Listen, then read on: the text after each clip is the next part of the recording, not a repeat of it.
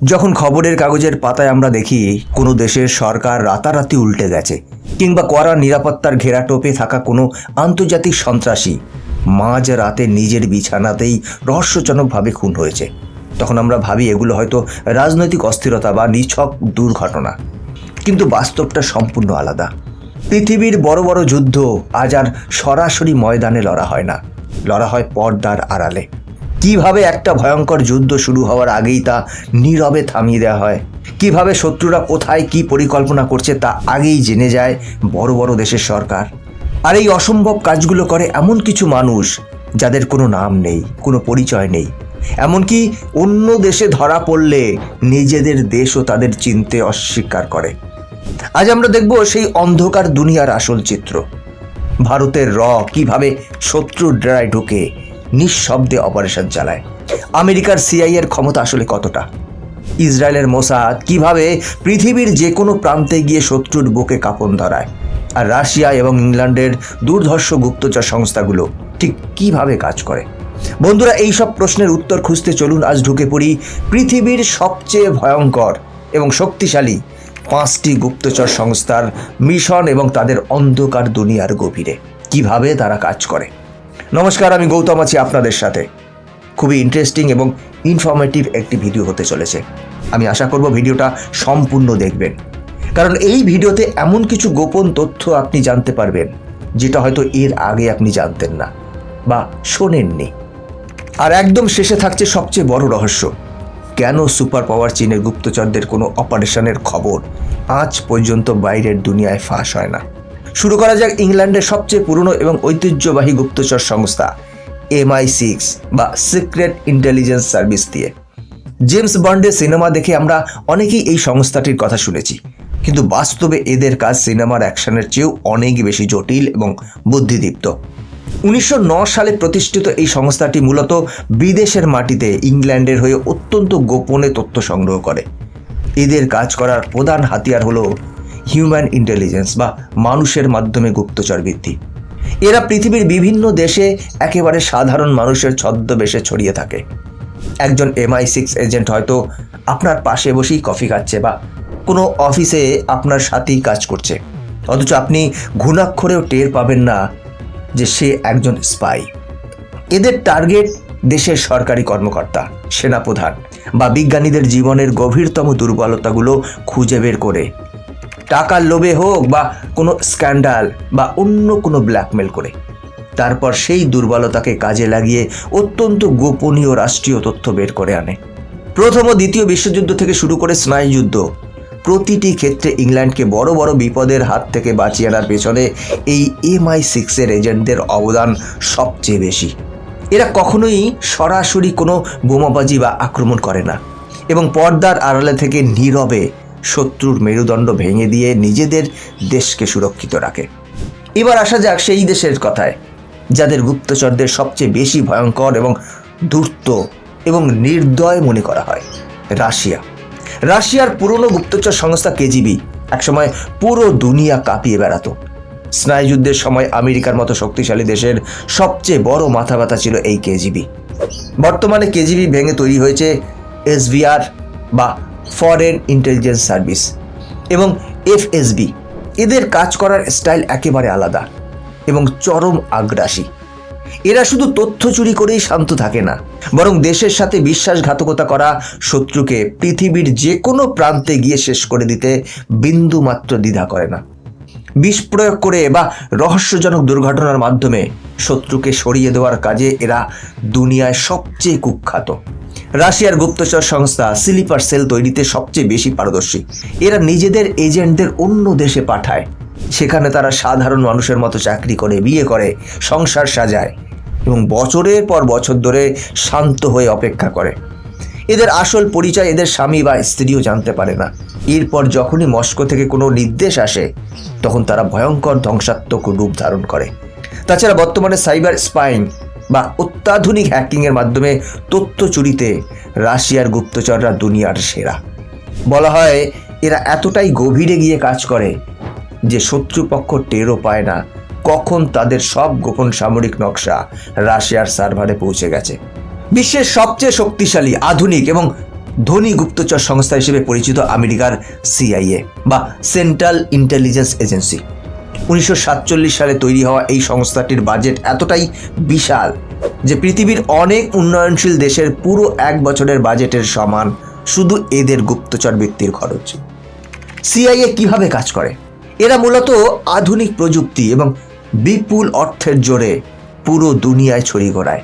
নিখুঁত ড্রোন হামলা থেকে শুরু করে স্যাটেলাইট দিয়ে মহাকাশ থেকে নজরদারি, সব কিছুতেই সিআইএ অন্য সবার চেয়ে এক ধাপ এগিয়ে। এরা পৃথিবীর প্রায় প্রতিটি দেশের ভেতরেই নিজেদের বিশাল নেটওয়ার্ক তৈরি করে রেখেছে।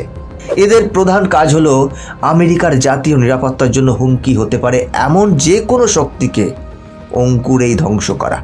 ভয়ঙ্কর সন্ত্রাসী ওসামা বিন লাদেনকে খুঁজে বের করে তাকে শেষ করার পেছনে সিআইএর গোয়েন্দারাই বছরের পর বছর ধরে সবচেয়ে বড় ভূমিকা পালন করেছিল।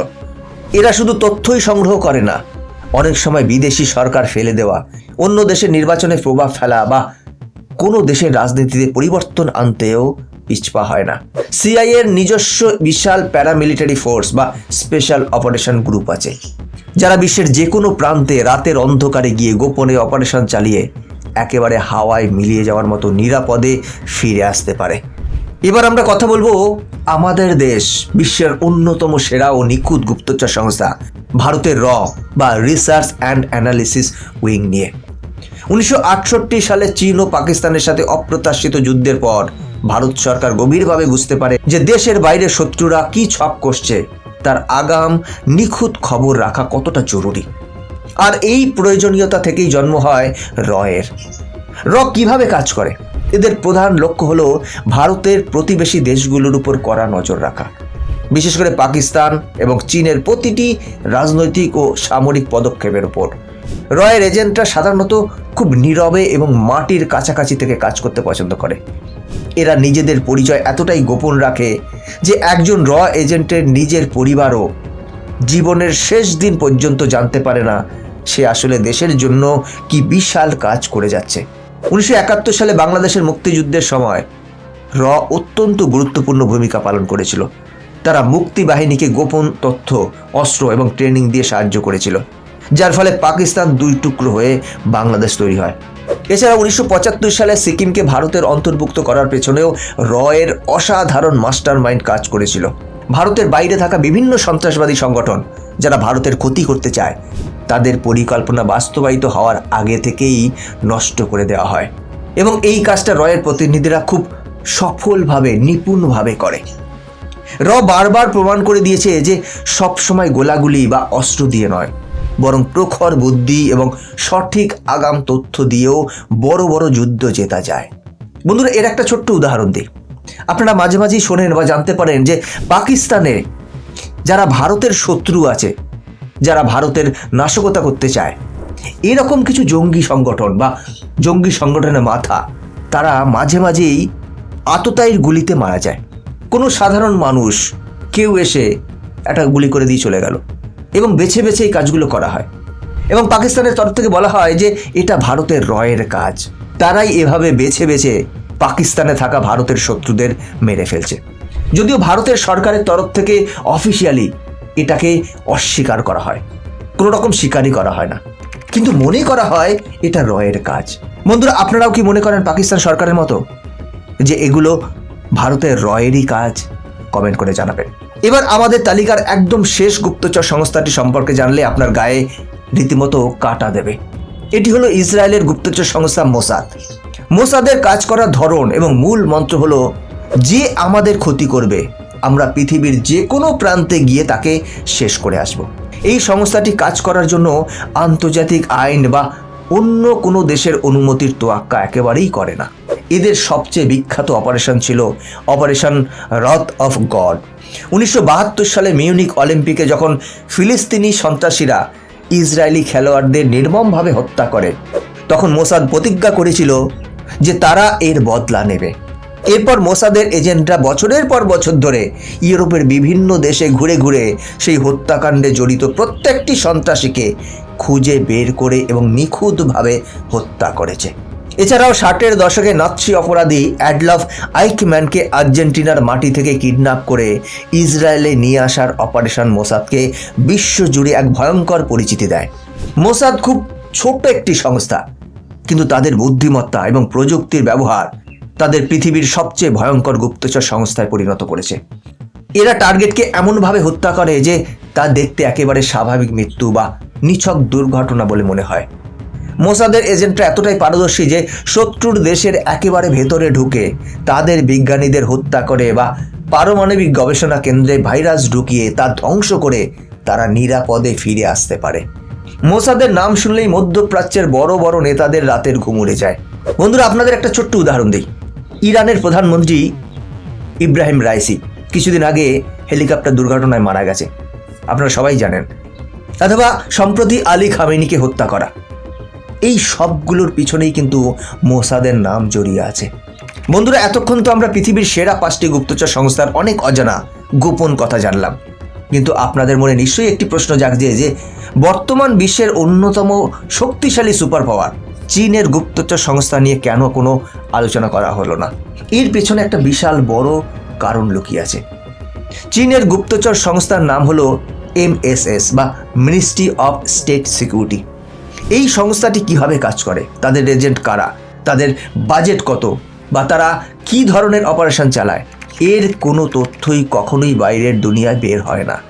চীনের ইন্টারনেট, মিডিয়া এবং সোশ্যাল লাইফ এতটাই কড়া সরকারি নিয়ন্ত্রণে থাকে যে MSS এর কোনো গোপন তথ্য বা অপারেশনের খবর ভুল করেও কখনো ফাঁস হয় না। অন্যান্য দেশের গুপ্তচরদের যেমন ধরা পড়ার খবর মাঝে মাঝেই শোনা যায় বা তাদের অপারেশন নিয়ে বিভিন্ন বই লেখা হয়, চীনের ক্ষেত্রে তেমনটা একেবারেই ঘটে না। এদের চারপাশে এমন এক অদৃশ্য দেওয়াল রয়েছে যা ভেদ করা অসম্ভব। তবে বিভিন্ন রিপোর্ট থেকে অনুমান করা হয় যে এরা মূলত বাণিজ্যিক গুপ্তচর বৃত্তি বা উন্নত দেশগুলোর সামরিক ও প্রযুক্তিগত নকশা চুরিতে সবচেয়ে বেশি পারদর্শী। কিন্তু এদের অভ্যন্তরীণ আসল গঠন এবং এদের মূল শক্তি কতটা, তা আজও বাইরের দুনিয়ার কাছে এক বিরাট রহস্য হয়েই রয়ে গেছে, যে রহস্যের কোনো সমাধান হয়তো কোনোদিনই পাওয়া যাবে না। তো বন্ধুরা, এই ছিল পৃথিবীর সেরা 5টি গুপ্তচর সংস্থার কাজ করার ধরন এবং তাদের কিছু হাড়হিম করা গোপন তথ্য। এর মধ্যে কোন গুপ্তচর সংস্থার কাজের স্টাইল এবং বুদ্ধি আপনার কাছে সবচেয়ে বেশি দুর্ধর্ষ এবং রোমাঞ্চকর বলে মনে হলো? আপনার মতামত কমেন্ট করে জানাবেন। বন্ধুরা, আজকের ভিডিও এখানেই শেষ করছি। দেখা হচ্ছে পরের ভিডিওতে নতুন কোনো তথ্যের সাথে।